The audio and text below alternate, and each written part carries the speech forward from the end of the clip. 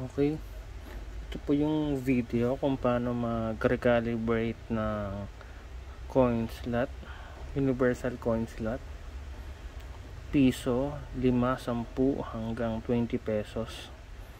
Meron po tayo ditong bagong piso, lumang piso, bagong 5 piso, lumang 5 piso, 10 piso bago, lumang 10, then 20 pesos po.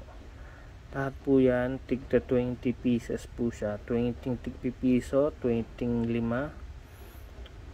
20 10 pisong coin, then 20 pieces na 20 peso coin. Okay, lagi lang natin ng supply yung coin slot.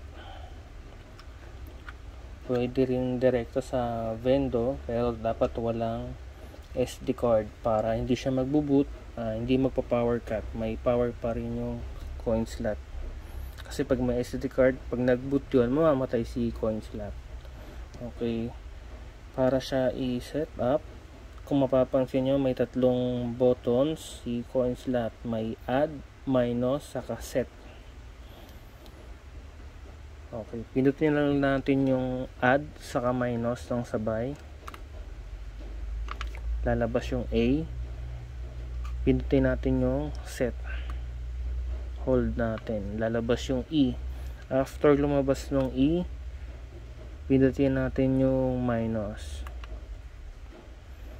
naka 6 siya, gawin natin 4, minus lang. Ibig sabihin 4 variant ng coins, piso, 5, 10, saka 20.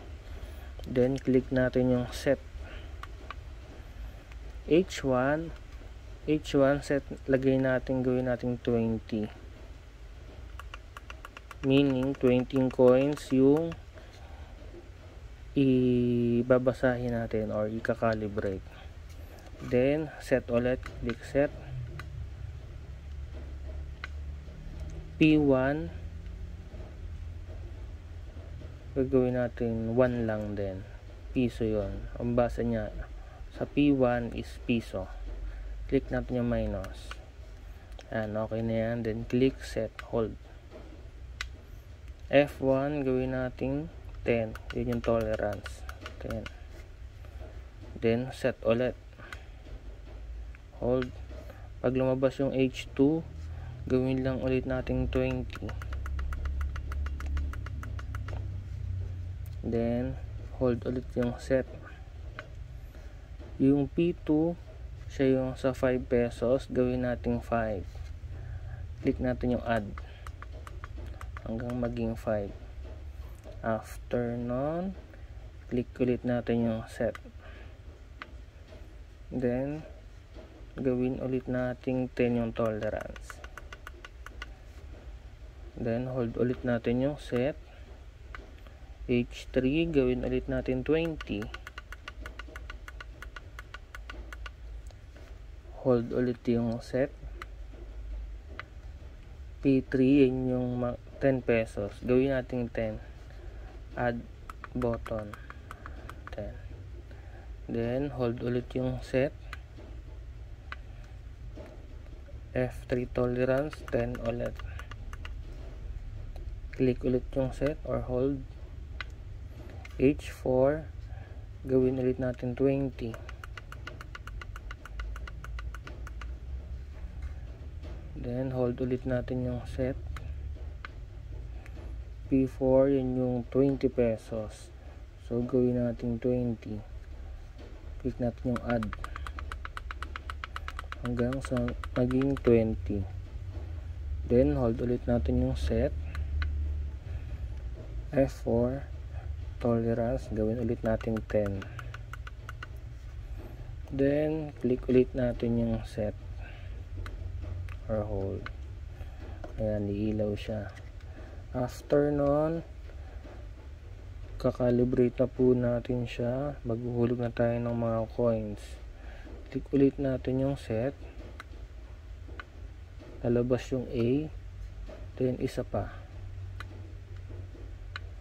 Ayan, A1. Babasahin na niya yung mga coins. Hulog lang natin itong mga piso. 20 pieces po siya.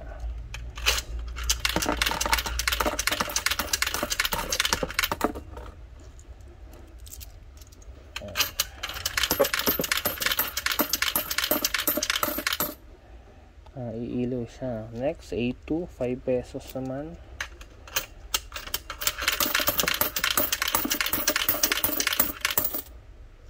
Ayan.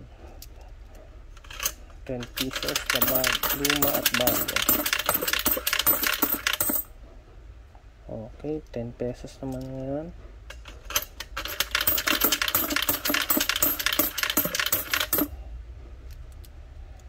Then 10 pesos ulit na luma.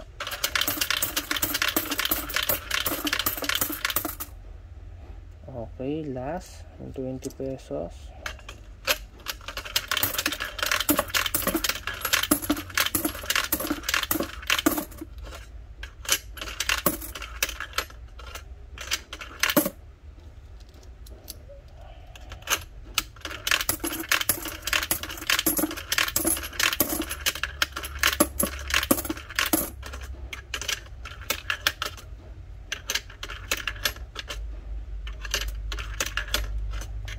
Ulitin lang natin,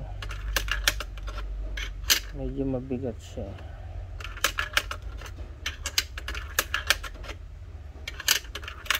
Ayan, ngayon iilaw ulit siya ng ganun. After nun, okay na po siya. Pwede na natin bunutin, then testing na natin sa vendor. Okay po.